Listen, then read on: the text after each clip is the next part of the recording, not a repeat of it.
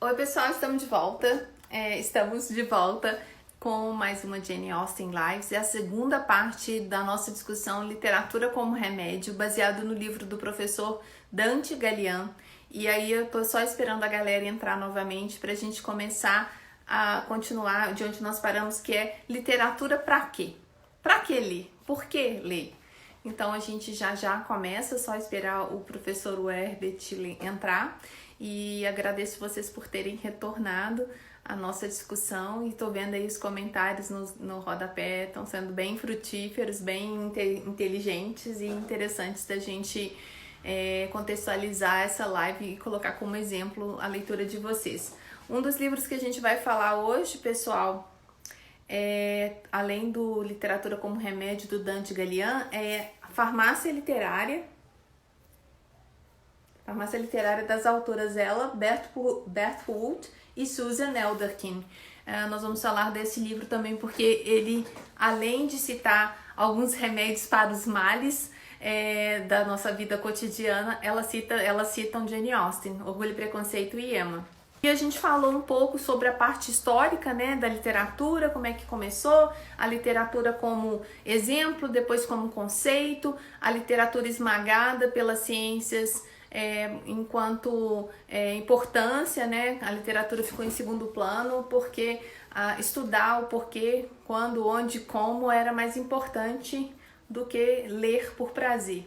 A gente entra agora no nosso tópico, que é literatura para quê?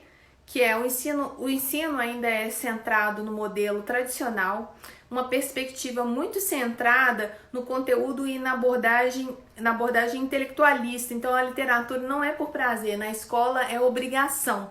E muitas vezes os professores nem têm condições de selecionar os livros para os seus alunos, ou então eles não são selecionados por professores, e sim por uma coordenação. Olá, novamente. Oi. Estava falando aqui um pouquinho sobre o ensino tradicional, né? Que é bem centrado. Eu já tive situações da escola ler, cada série, ler 3 livros paradidáticos de inglês por ano, porém Adriana, não tinha escolha. Eu não podia escolher os livros que os meus alunos iriam se envolver, né? Se apaixonar. Normalmente quem fazia isso era uma coordenação que não sabia muita coisa de inglês, de literatura inglesa, ou estava meio que vendido ali para as editoras, porque isso acontece também, né? Para as editoras de livros paradidáticos, são livros adaptados, né, para leitura em inglês. Então a gente vai começar agora a falar, né, o Herbert, sobre literatura para quê? Para que ler? Por que ler, né? Então, só fazendo um parênteses, oi primo, tudo bem? Quanto tempo não te vejo, né? Ele no meu primeiro aí agora. Bom, a perspectiva centrada no conteúdo e não na literatura do prazer, que a gente pode tirar um tanto de coisa a partir dali, né? E essa também tem uma visão por parte de alunos e professores, porque a gente tem professores formados em letras que não leem, que é muito louco isso de imaginar, mas eu conheço pessoas que até me discriminam, falando assim, né, você gosta, né, de literatura? Enfim, parece que a pessoa ela entende que se você é da linguística, você É não de pode outro gostar de... mundo, né? Se você é da linguística, como é o meu caso, você não pode gostar da literatura, é meio estranho. Uhum. Mas aí a literatura clássica, tida como clássica, ela é vista pela maioria das pessoas como algo pesado, difícil, árido e principalmente desinteressante. Quando, na Uhum. verdade, é incrivelmente envolvente, estimulante Uhum. e favorece o autoconhecimento. A partir, por exemplo, vamos pegar um ganchinho aí da Jane Austen, a partir do desenvolvimento emocional, intelectual dessas heroínas, a gente aprende muito, né? Se Uhum. você lê Jane Austen muito jovem, depois você relê, você fala, olha, era isso, eu passei por isso, enfim, você faz uma reflexão, Uhum. independentemente de gênero, né? Não estou falando que é só para mulheres Uhum. essa literatura. Mas aí a gente chega, eu queria sua contribuição, literatura para quê? Para que será que Então, a gente tem que ler? deixa eu só comentar alguns aspectos aqui, Adriana, que ficou faltando, mas eu ligo com o que você falou também, que foi muito importante e para a gente discutir, né? Por exemplo, ler Jane Austen, né? A gente pensa ali, muita gente pensa que é só coisa de romance, né? Coisa de casamento e tal. Não é só isso, né? Você aprende com as histórias, Sim. porque a Jane Austen, por exemplo, só citando ela aqui porque a Adriana citou, né? A Jane Austen, como outros escritores, eles vêm lá do passado, né? Vem aí dessa literatura lá dos hebreus e dos gregos que fundamentaram toda essa literatura até hoje. Não tá aqui também o Terry Eagleton para não me deixar mentir, assim como o Dante Gallian. Eles falam sobre isso. E aí, você vai lendo a história, você vai se instruindo, você vai aprendendo coisas, entende? Você vai trabalhando o lado afetivo, você vai aprendendo vocabulário, você vai aprendendo com as histórias das meninas lá que sofrem, né? Tipo assim, para você também não passar por aquela situação. Então, a literatura, gente, ela trabalha esse lado mais também de conhecimento, mas também humano, né? De trazer uma formação muito ampla, né? Muitas das vezes uma aula na escola você não consegue aprender tudo. Quando você está com um livro sozinho e realmente entende a proposta, você consegue entender as entrelinhas das narrativas, você aprende, entende? É isso. E aí, só ligando mais alguns pontos aqui que a Adriana falou, o interessante é que os alunos, né, perguntam para que estudar literatura, né? Eu o tempo todo ano, eu sou perguntado, me perguntam isso, né? Principalmente os alunos do primeiro ano. Eles perguntam, mas para que, professor, literatura? Por quê, gente? Porque o menino já está com a mentalidade de produtividade. A produtividade que eu falei para vocês que o Dante trabalha. Qual? A ciência, a filosofia, principalmente a ciência, por isso que eu disse lá na outra live que ela é a vilã master, né? A ciência, ela faz a gente estudar para ter alguma coisa e correr atrás de trabalho e dinheiro, entende? E aí o menino ele já está com essa mentalidade, ele sabe que no ensino médio, no ensino escolarizado, ele precisa estudar para passar em provas e depois passar no vestibular para fazer o curso da vida dele, entende?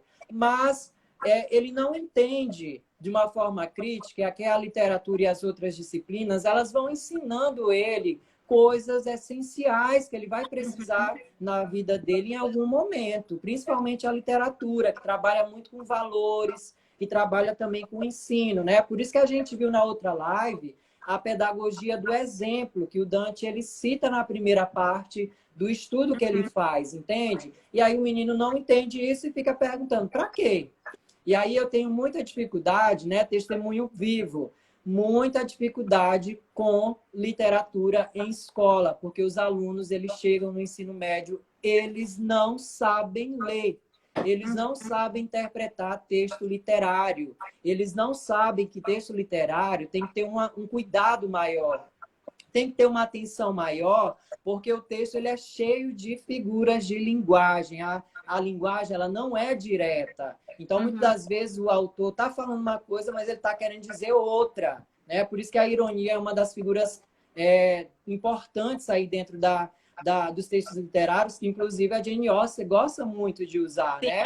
mestre. Então, se você for aquele leitor, né, perdidão, que não tem costume com leitura, você não vai entender, e aí você vai reproduzir o que a gente reproduz na escola, né? Tipo assim, leitura para quê, né? Livro para quê? Isso aqui serve para quê? Vou jogar aqui no canto e quando eu tiver um tempo, se eu tiver, eu vou ler. E aí nunca mais pega no livro. E aí, como eu falei para vocês, eu tenho muita dificuldade, principalmente nessa questão da interpretação. Quando chega em poema, meu Deus do céu, Deus nos acuda, porque o menino já não entende, o gênero narrativo, imagine o poema que é mais complexo ainda, entende? Entre aspas. E aí a gente fica com essa dificuldade, né? Porque também eles chegam aí, eles vêm com essa mentalidade da sociedade já imediatista, né? Tipo assim, não, tem que ter, eu tenho que produzir, eu tenho que fazer alguma coisa para agora, porque para depois não serve. E por que eu falei imediatista? Porque a literatura, ela também não funciona só para o agora, né? Ela funciona para o agora, mas também funciona para o ontem, funciona para o depois. E aí o menino que já está muito nessa sociedade capitalista imediatista, ele quer que aquela literatura traga alguma coisa para ele ter, para ele fazer, enfim. Ou seja, aquela questão que a gente problematizou lá na primeira parte, né? O negócio não é você ser, o Herbert, é você Isso. ter. Então, o que está dentro da cachola não é palpável. não dá para mostrar. Então aí a galera opta por ter e não ser, né? E eu acho, só entrando aí, fazendo uma brecha na sua fala, Pode o falar. problema da literatura nas escolas também vem de um lugar que se chama casa. Se os seus pais não Uhum. leem, você não vai ser um leitor assim tão apaixonado. Eu tive Isso, um ótimo inclusive, né? exemplo na minha casa. Tive um ótimo Inclusive, exemplo na minha né? casa. Desculpa, Vai, fala, pode falar. concluir. Eu tive um ótimo exemplo na minha casa que a minha mãe, ela fez até a quarta série do Fundamental e ela lia muito, então era livro lá em casa era um exemplo, né? Era uma raridade porque não era barato. Mas eu tive um irmão mais velho que assinava o Clube do Livro. Então a gente esperava chegar aquele livro, nem sei como é que chegava, se era correio, como é que era, mas ele assinava o Círculo do Livro, que chamava. E a minha filha, ela também aprendeu. Eu vejo na mochila dela sempre um livrinho. Ah, mas você está lendo isso na escola? Não, eu preciso ter esse livro aqui, que é como se fosse um escudo, que ela anda com ele na mochila, mesmo que não dê tempo para ler ali no horário da escola, né? E a Roseli está dizendo que as crianças copiam os adultos, então tem essa questão, né? Você acabou de responder. Mas diga aí, acho que a gente está prolongando Isso. um pouquinho para a gente falar da literatura como remédio. Esse ponto aí, inclusive eu tinha até colocado aqui, mas é tanta coisa para falar que a gente acaba aqui, meu Deus, será que vai dar tempo, né? Então, Adriana, você falou um ponto chave, né? Primordial para a gente também entender essa questão da não valorização da literatura, porque a gente acha e culpa o sistema e a escola. Mas os pais também, infelizmente, gente, doa quem doer, tá? Desculpa aí se eu vou ofender alguém. Não é a minha intenção, mas a gente tem que falar verdades, né? Os pais também, eles são responsáveis pela disseminação da fabulação, ou seja, lá quando o menino é criança, ele precisa ouvir histórias, ele precisa ouvir narrativas, né? Seja ela qual for, ou bíblica, ou fábula, né? Que fábula é bem importante para a criança, porque trabalha muito moral. Sim, Alguma coisa a criança ela precisa ouvir na infância dela. Mas pergunta, existe isso na sociedade brasileira? Não, porque o livro ele não é valorizado. O livro, né, ele não te dá, né? Vamos voltar um pouquinho aqui a algo que eu já disse. O livro, ele não te traz, ele não vai te ajudar a vencer no mundo capitalista, né? sim, Olhando aí pelo lado mais capitalista de você ter e adquirir trabalho e dinheiro. Ele vai só te trazer conhecimento, mas só que a sociedade brasileira ela ainda não acordou para isso e aí as crianças elas não têm isso nas casas, né? Porque os pais não são leitores, as crianças vão para a escola, elas encontram professores que não são leitores e aí acontece o que acontece no ensino médio. O menino chega traumatizado porque ele não sabe interpretar. E aí, né, a dificuldade dos professores de literatura. Eu que o diga porque eu dou aula de literatura em 3 escolas. E eu percebo a dificuldade, é quase 100%. Não todos, também não generalizando, tá, gente? claro. Mas quase 100% das turmas, muita gente tem muita dificuldade com interpretação, porque não foi trabalhado bem no ensino fundamental. Porque o menino, ele pensa que literatura ele só vai ter no ensino médio, mas no ensino fundamental ele já tem, porque nas aulas de língua portuguesa, eu já dei aula de língua portuguesa e eu dou também, né? Não atualmente para fundamental, mas eu sei porque eu posso falar com propriedade, porque eu já dei aula, né? Lá no fundamental é trabalhado o texto literário, né? Com interpretação, né? Só que muitas das vezes o professor de língua portuguesa ele não consegue trabalhar puxando mais para essa questão de conhecimento, de trabalhar o afetivo, a importância do menino ele se apaixonar pela leitura, e aí a criança ela chega lá, né, já na adolescência, no médio, traumatizado porque ele não sabe ler texto literário. E aí ele vai fazer um concurso da vida, né, uma prova de vestibular como o Enem, se dá mal. Por quê? Porque não sabe interpretar, não aprendeu, nem no fundamental e nem no médio, né? E isso quando também os professores não ajudam, entendam, tá? Então, a culpa, não vamos também ficar jogando culpa aqui só para fulano, né? Eu acho que o sistema, ele torna muitas pessoas culpadas, né? A escola é culpada, os pais são culpados, e por aí vai, entende? É essa Sim. situação. E aí, só mais uma questão.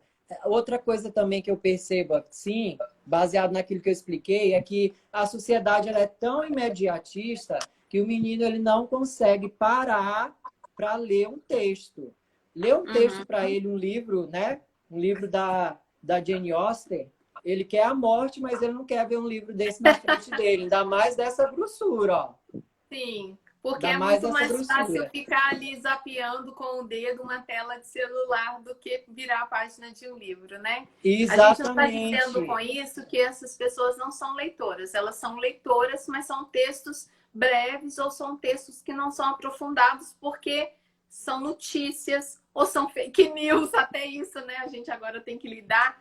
Então, assim, o leitor moderno, ele lê muito. Só que ele não está sendo favorecido por essa leitura porque aquele automatismo. A gente vê ali o sucesso do Twitter, né, de 144 caracteres, Uhum. e no Facebook já foi comprovado por inúmeras pesquisas que as pessoas leem apenas as 3 primeiras linhas e ponto. Então, às vezes Inclusive, lê Adriana, só a lead só, da manchete, só a manchete, perdão.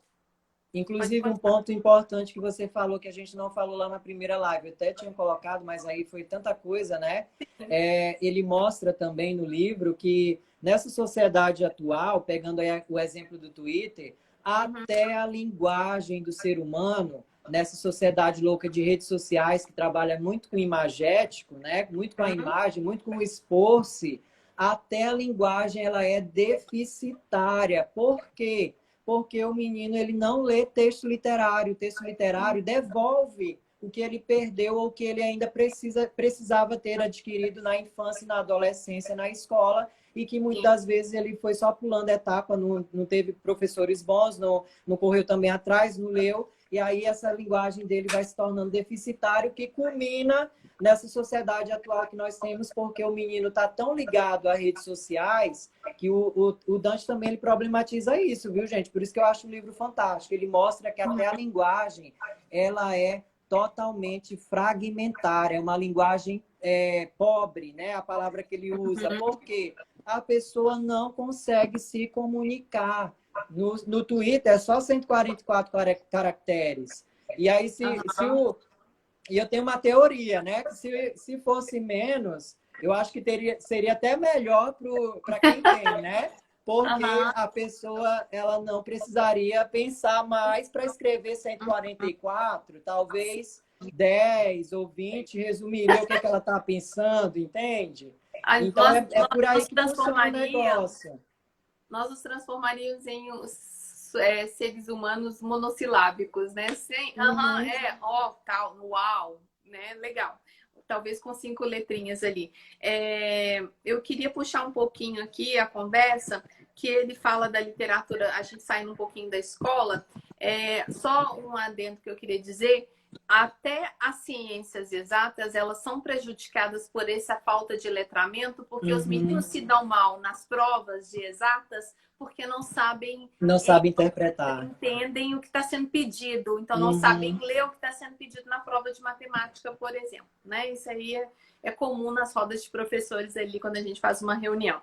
Mas a literatura como remédio, ela é um modo de usar que ele propõe, né? Um modo de usar a literatura como remédio, que é a partir dos círculos de literatura que ele fez primeiramente com um grupo de estudantes de medicina para poder dar uma humanização na formação dessas pessoas que fazem medicina. Olha que coisa louca. A Porque ele galera vai percebeu, cuidar. né, Adriana? Só fazendo um adendo aqui, uma ressalva. Ele percebeu que os alunos chegavam na universidade, mas eles chegavam muito mecanizados. E aí, Sim, pelo estudo que. Só dando uma informação aqui, tá? Para não pegar muito tua fala. Ele percebeu que a literatura devolveu um caráter mais humano para esses estudantes que vinham muito secos, né? Muito martelados pelo sistema, sim. entende? Inclusive, foi a partir daí, quem quiser ler o livro dele para conhecer melhor esse projeto, também tem algumas palestras dele no canal, gravadas no Facebook dele, do Dante Galian, Uhum. e no Instagram, depois vocês podem consultá-lo. Ele fala ele cita Santo Agostinho, que disse o seguinte: literatura é revolver as ondas do coração. Então, mexe com aquilo que está dentro da gente, né? Eu tenho conhecidos que fazem grupos de literatura para discutir temas de psicologia, mas dentro desses temas da psicologia, eles também serem tratados, porque a partir da leitura daquele trecho ali, e aí, já aconteceu com você? Como é que seria você nessa situação, nessa circunstância? Então, usam o que a gente vai falar mais adiante, que é a biblioterapia, né? A leitura com esse objetivo de cura. Ele fala também o professor Dante, ele faz um percurso assim da literatura enquanto compartilhamento, né, de informações, que a gente já falou anteriormente, que é exemplo, mas ele também fala dos clubes de leitura, né, do surgimento dos clubes de leitura. Só uma coisa que eu senti falta, que ele não tinha obrigação, porque ele não é historiador. Nesse momento ali no livro, ele não é historiador, né? Apesar de ele ter essa formação, ele se esqueceu de falar dos salões literários. Os salões literários que começaram na França e aqui no Brasil era muito comum. Eu tive o prazer de pesquisar sobre isso. Era muito comum no Rio de Janeiro, por exemplo, no Confeitaria Colombo, nos cafés, né, da Rua do Ouvidor ali. Então, os escritores se encontravam para falar de literatura. Na Europa, né? Na Europa mesmo, eu lembro que na academia a gente viu isso, na Europa, na França, né? Tinha muitos salões de leitura porque eles viam a importância da leitura, né? O livro não era só para, eu vou ler aqui a história e acabou. Não, ela trabalhava o intelecto, trabalhava o afetivo, trabalhava o emocional, né? E aí ia trabalhando essas questões mais humanas, humanizando, como o próprio Dante prioriza e fala no livro dele, entende? Sim. Inclusive, nesse grupo que eu citei aí, é sugerido que as pessoas façam uma escrita, né? Mantenham um registro, mas não um diário, assim, diário, coisa de mocinha do século XVIII, nada disso. Ou até dos anos 80, manter uma espécie de escrita para poder curar a alma, sabe? Para salvar um pouco ali da rotina. E eu confesso que essa escrita, não sei se a professora Rosângela está aí, eu até compartilhei com ela uns escritos que eu tenho feito. Essa escrita, ela está me curando de algumas coisas aí, né, do passado, e eu estou conseguindo expurgar por meio da escrita. A Júlia está falando o seguinte: muitas escolas literárias eclodiram em momentos políticos e sociais críticos no país. Né? Aí você, como professor de literatura brasileira, pode falar mais à vontade que eu. Essa questão que a Ju pontua, a gente liga com o romantismo, né? O romantismo mesmo, por exemplo, tem a palavra-chave, uma das palavras-chave que eu sempre trabalho nas aulas é a liberdade, trazendo para o contexto brasileiro. O romantismo pegou no Brasil porque os escritores tinham essa preocupação de trabalhar essa questão da liberdade, né? Da emancipação política que veio quando Dom João ele aportou aqui no Rio de Janeiro, entende? Aí cortou os laços com Portugal e tornou o país livre, né? Entende? Livre assim entre aspas, né? Porque a gente teve ainda aí momentos aí de opressão da própria monarquia, entende? E aí o romantismo ele pegou esse embalo, né? Ele se sustentou praticamente em cima da palavra liberdade que veio a partir da vinda aí do Dom João, reitero. E os livros, né, os escritores fizeram muito sucesso. Não é à toa que o José de Alencar mesmo, praticamente, as obras dele na época, hoje as pessoas banalizam, né? Como a gente já tentou mostrar isso na primeira parte da live e até aqui.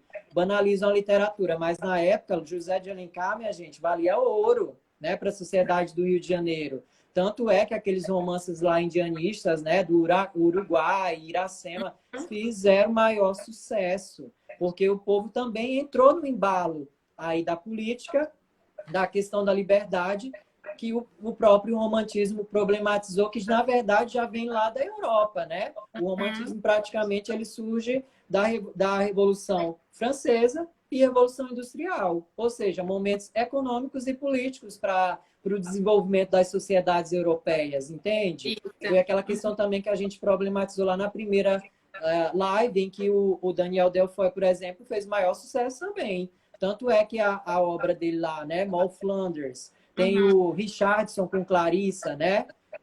Tô até com esse livro na minha lista para comprar, mas na estante virtual ele é horrores de caro.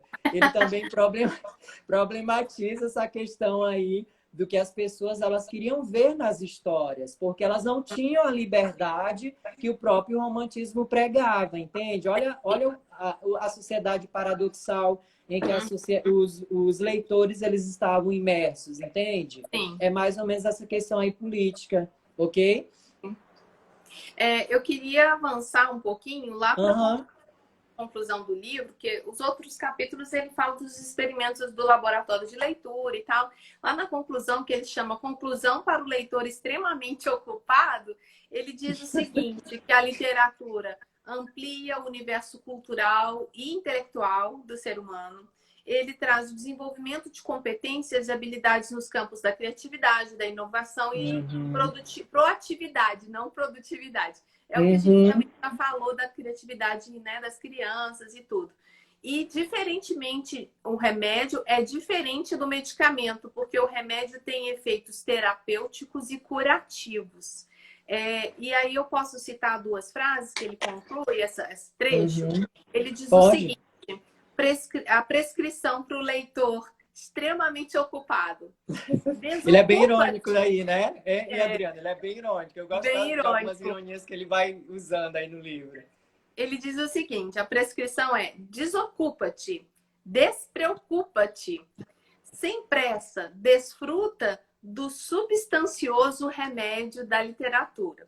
E ainda diz: não te prometo a cura, mas garanto que, pelo menos, te sentirás cuidado e aliviado da tua pressa, preocupação e talvez até da sua solidão. Muito bem, isso aí ele encerra com chave de ouro, mas a gente não vai encerrar, né? A gente tem mais umas dicas de livrinhos para citar, não é isso? Isso. Deixa eu só comentar rapidinho algumas coisas, Adriana. É coisa rápida, eu prometo ser rápido. Eu falo demais, né? Você disse que você falava, mas eu acho que eu falo mais ainda. Nós falamos então, muito. Bora lá. É porque o livro realmente, gente, ele é muito bom, né? Você aprende ali realmente essa importância da literatura. Você vê que a sociedade, tipo assim, tanto faz, tanto fez. A literatura não serve para nada, mas não é isso, entende? A literatura, ela realmente ela tem esse poder humanizador. E aí, pegando o gancho, né? A Adriana falou de um aspecto importante, é que o capitalismo, né? Ele realmente ele faz a pessoa ficar o tempo todo antenada, tipo assim, não, preciso trabalhar, preciso correr, né? Preciso voltar para o trabalho, porque é aquela mente mesmo que é trabalhado no ser humano. E isso vai adoecendo, já puxando a literatura como um remédio, né? Isso vai adoecendo o ser humano, e aí o Dante ele vem com a proposta justamente de trazer a literatura para humanizá-lo, né? Reumanizá-lo, porque ele perdeu esse caráter humanístico aí quando ele se deixou levar por esse sistema em que a mentalidade é só trabalhar, né? Sim. Só ficar no trabalho e voltar tarde da noite para casa, não ter tempo para lazer, não ter tempo para descanso, não ter tempo para ler um livro, entende? É mais ou menos por aí. E aí ele mostra que a literatura ela realmente ele tem esse poder humanizador. Como? Ligando com outro aspecto que a Adriana falou, pela questão do compartilhamento, né?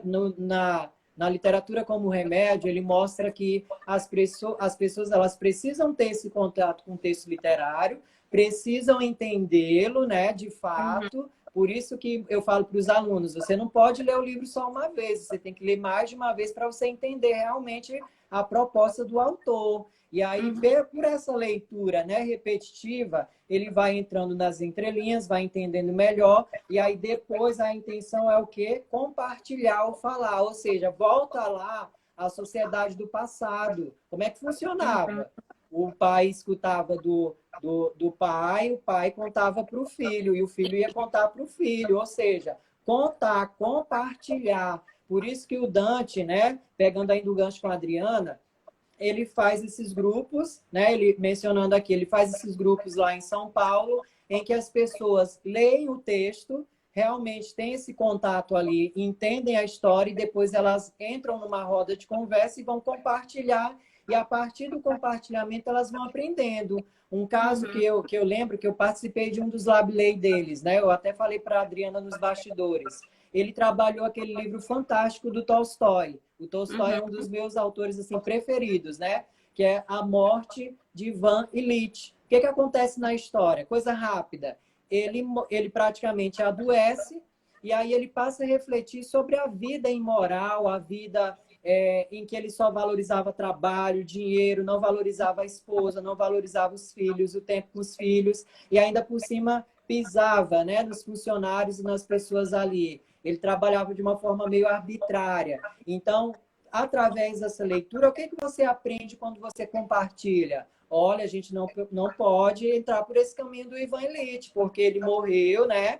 E aí ele perdeu momentos bons da vida dele, porque ele estava ligado só a trabalho, ele estava ligado só a status, ele estava ligado, né, a muito separado da família, ele não estava aproveitando momentos íntimos com a família. Então, para vocês verem, aquilo que a gente já problematizou até aqui, né, vai ligando os pontos para vocês entenderem, que a literatura, ela ensina como a Bíblia lá no passado, citado pelo Dante, e os poemas épicos Ilíada e Odisseia, que eram textos máximos para o período e que as pessoas tinham aquilo ali como Bíblia, né? Tipo, a Ilíada e a Odisseia era a Bíblia para os gregos. Então, nobre, rei, tinha que ler, tinha que conhecer passagens dessa história, né? Inclusive, ligando ainda com compartilhamento, eles comentavam, né? Eles falavam, eles ensinavam os filhos. É isso, gente. Então, a literatura ela vai trazendo essa humanização a partir da leitura e de você pôr em prática, né? Não é só falar, mas tentar pôr em prática aquilo que você está lendo. Entende? Sim. É mais ou menos essa ideia. E aí, pegando o gancho da literatura como remédio, a gente tem o livro da Ella Berthold, da Susan Elderkin, que se chama Farmácia Literária. O subtítulo é Mais de 400 livros para curar males diversos de depressão, dor de cabeça e coração partido. Você pode me dar a palavra para eu falar um pouquinho sobre esse livro? Pode Bom, sim. ele é dividido nos seguintes capítulos. Introdução, elas citam alguns males de A a Z. Epílogo, tem um índice de males ligado à leitura. Índice de listas de livros, depois eu vou falar um pouquinho. E índice de autores e livros.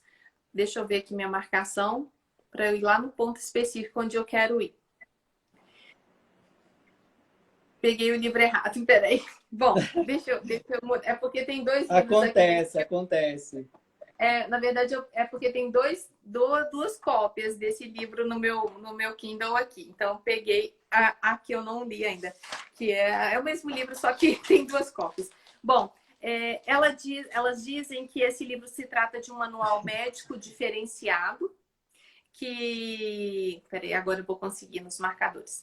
Ela também fala da biblioterapia, que a gente vai falar um pouquinho mais adiante. E elas chamam de biblioterapia uma prescrição de ficção para os males da vida. E ela cita, por exemplo, alguns exemplos aqui que eu estou na página: os melhores livros para ler em seu ano sabático, os melhores livros para ler quando você é adolescente, entre outros, né? Outros exemplos que elas dão. O interessante é que ela conseguiu pontuar, né? Tipo assim, para isso tem um livro tal, para isso tem um livro tal. Eu achei interessante. Por exemplo, você está agoniada, angustiada para encontrar um par perfeito, que é um dos males, né? A literatura tem a solução, a literatura tem o remédio. Aí elas citam a Nancy Mitford, que o livro se chama A Procura do Amor. Cita Emma, de Jane Austen, Orgulho e Preconceito, também da Austen, e Bel Canto, da Anna Patchett. Lá, quando elas falam de Emma e Orgulho e Preconceito, elas falam que o amor tá ali na sua cara e você não dá muita atenção. A Emma, né, se vê apaixonada pelo melhor amigo de longa data, e a Elizabeth... E ela não percebia, talvez, né? Isso, talvez pela percebia. arrogância ali, a arrogância, ela ficou um pouco cega. Tem também nesse livro uma seção, já vou chegar lá, gente, que se chama Índice de Males Ligados à Leitura. Aí eu vou precisar dos meus óculos aqui. Os índices, por exemplo, dentro desses índices está escrito o seguinte: aflito pelo número de livros na sua casa. Qual que é a cura? Faça uma seleção da sua biblioteca. O nome do livro é Farmácia Literária. Isso, autoras Ella Berthoud e Susan Elderkin. Ela fala, por exemplo, medo de começar, a cura, mergulha ao acaso. Filhos demais solicitando atenção, que é um problema sério agora na quarentena, né? Filhos demais solicitando atenção. A cura, estabeleça uma hora de leitura. Ou seja, até para esse problema de pandemia, um monte de criança na casa, né, fazendo brincadeiras, mas também pedindo a sua atenção. Adriana, se os pais, né, tivessem já treinado os filhos para leitura, ao invés de eles estarem pulando aí, né, destruindo a casa, eles estariam com o livro lá, sentadinho, né, lendo ali de boa. Mas não aconteceu isso, olha só que tá rolando, né? Elas citam também um índice de listas, por exemplo, os melhores livros para adolescentes, os melhores livros para baixar a pressão, os melhores livros para chocar, né, para ficar chocado, para fazer você rir, para ficar na cama, para largar um vício. Elas são muito craques nesse livro. Eu achei interessantíssimo. Aí só título de curiosidade, a capa é essa, Farmácia Literária. Dentro da Farmácia Literária, eu não sei porque eu te sugeri muito, muito rápido, né? Foi de ontem para hoje. Eu não acho que você não teve tempo de ler esse livro, né? Eu li um pouco, aquele trecho que você me passou. Sim. E aí eu acho que ele é uma boa prescrição para os males, né, do ser humano. E aí a gente falou também aqui nessa live sobre a questão dos biblioterapia. Aí eu tenho a sugestão de livro que é Biblioterapia em Minutos, que é um resumo teórico e dicas de aplicação da Cristiane do Prado, e ela também vai lá na história antiga, né?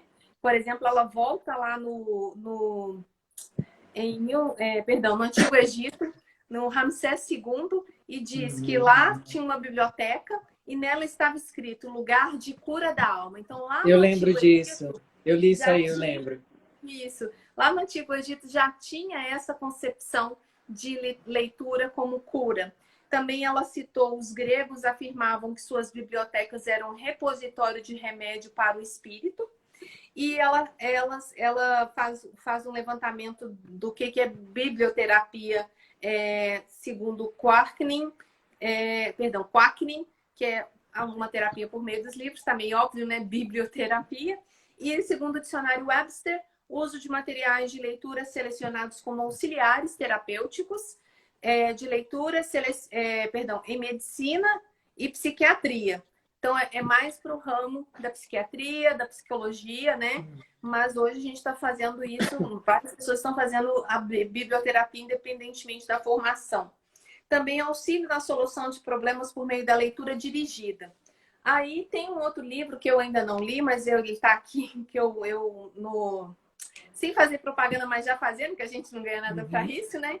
Mas lá na Amazon você pode ter alguns capítulos ou parte do livro para degustação, que é o caso desse aqui, ó, que eu estou interessada em comprar, que é Vivências em Biblioterapia, práticas de cuidado através da literatura. Então, assim, se você quer também ser conduzida ou conduzir grupos que falam de literatura enquanto tratamento para os males da alma, são boas referências, principalmente esse último que eu citei.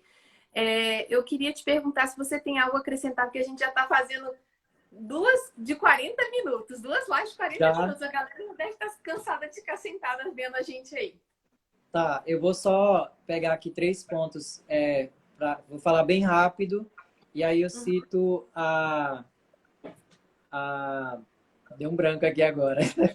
Aí eu cito a Marianne, tá? Um trecho que eu achei interessante da Jane Austen. O gancho com a gente então o último tópico aqui, gente, para a gente finalizar, é literatura como remédio, né? Mas a gente já discutiu alguns pontos aqui, vocês entenderam como é que a literatura funciona, né? E aí o Dante aponta nós não, na verdade, isso ele não fala isso com palavras, tá? Mas na minha leitura, eu percebi isso, e também como professor, né, vivenciando ali na prática, eu já percebi isso, tá? Qual é a observação? Nós não conseguiríamos sobreviver nesse mundo sem as narrativas. O tempo todo a gente, por exemplo, mesmo que você não tenha o costume de ler, mas você está contando. Lembra que a Adriana falou das meninas lá embaixo, conversando?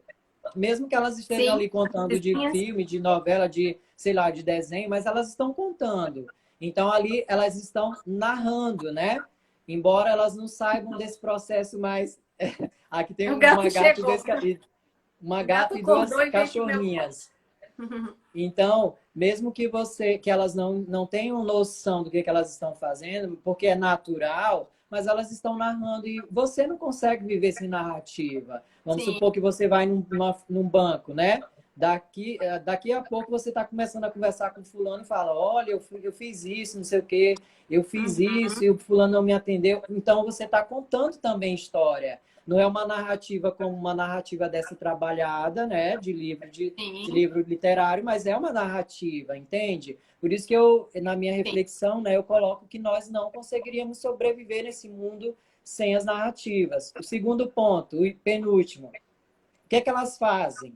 Né? Quando você realmente entende a proposta, elas divertem, claro, né? Tem a diversão, elas encantam e a que eu acho que é uma das mais importantes e que vocês devem ter percebido pela discussão que a gente fez na primeira parte. Elas ensinam. Então, você uhum, não está lendo algo ali só por ler. Quando você lê uma história, por exemplo, envolvendo duas irmãs, né? Que têm casos de relacionamentos frustrados, você uhum, aprende com elas. Tipo assim, não, eu não posso ser, quando você lê lá o caso da Mariane, né? Eu não posso ser como ela, que se deixou seduzir por um homem e acabou pagando aí, né?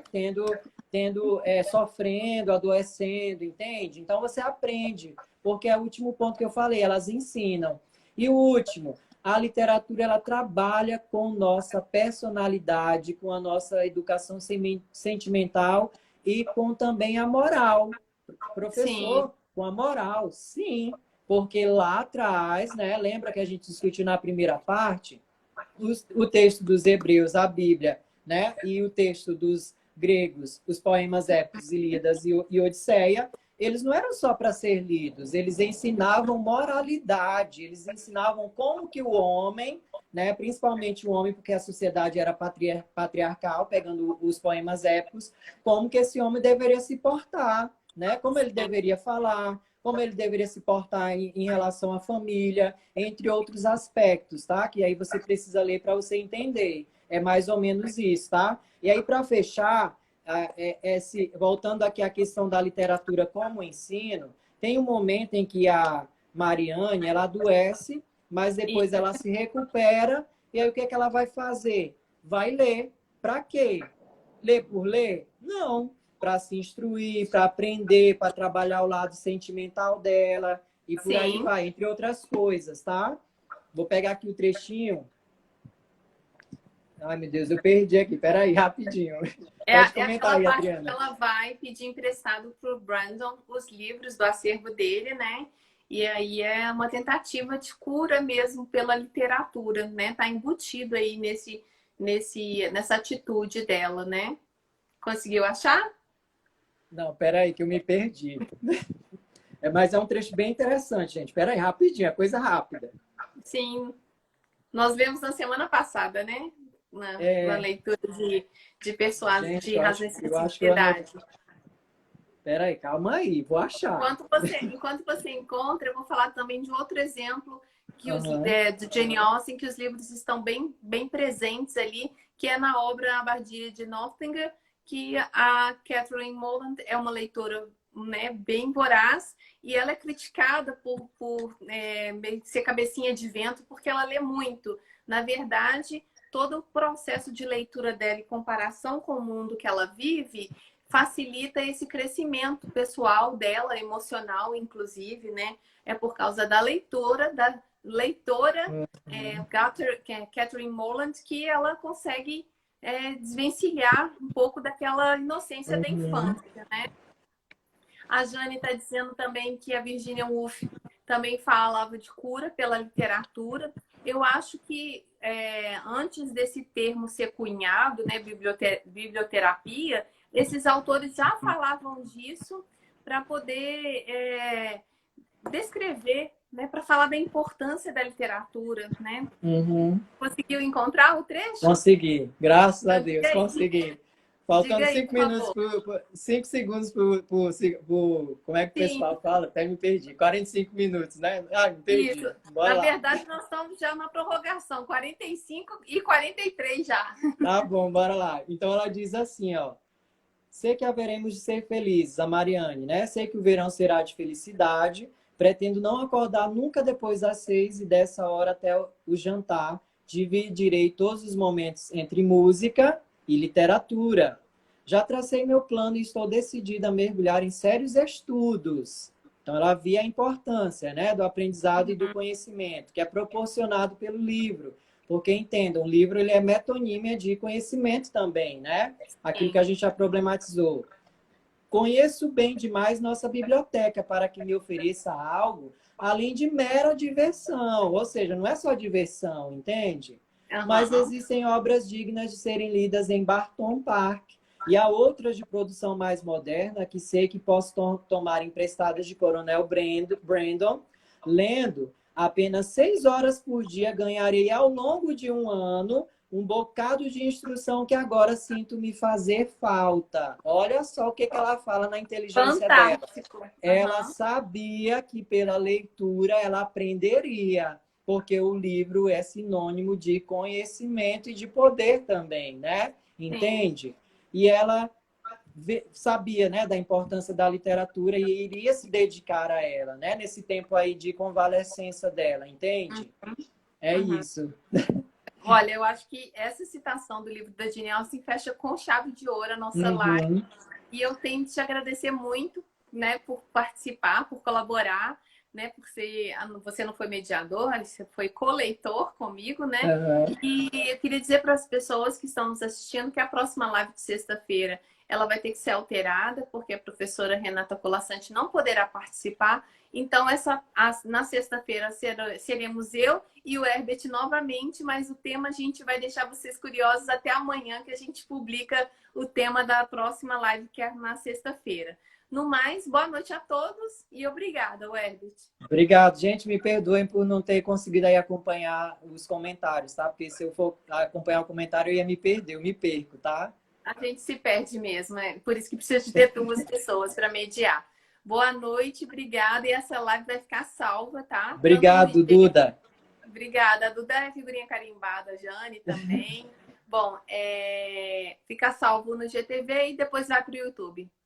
Beijo para todos. Tchau. Tchau, tchau.